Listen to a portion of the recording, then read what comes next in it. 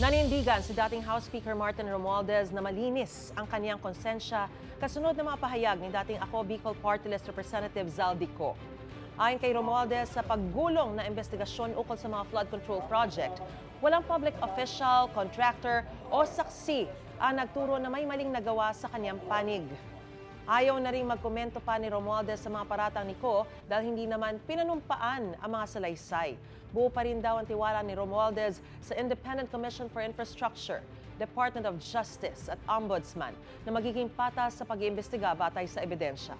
Handa raw si Romualdez na makipagtulungan sa anumang proseso na alinsunod sa batas at kumpiyansang lalabas din ang katotohanan. Itinanggi naman ni Budget Secretary Amenah Pangandaman ang mga paratang ni Ko na tinawagan niya at sinabihan si Ko ukol sa umunoy utos ni Pangulong Bongbong Marcos na insertion sa budget. Ayon naman sa Malacanang, walang basehan ang mga alegasyon ni Ko. Ang Pangulo pa nga raw ang nagbulgar sa umunoy maanumalyang flood control projects. Hinamon din ni Presidential Communications Office Secretary Dave Gomez si Ko na umuwi sa Pilipinas. Zaldico should come back to the country and sign everything he said. All appropriations ordered by the President is already in the National Expenditure Program.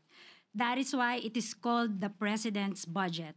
We respect and strictly follow the budget process. Ayon na rin sa sinabi ni Zaldico, ay hari daw. Bakit po kaya sa insertion pa ilalagay 100 billion pesos kung pwede naman po itong isama mismo sa NEP?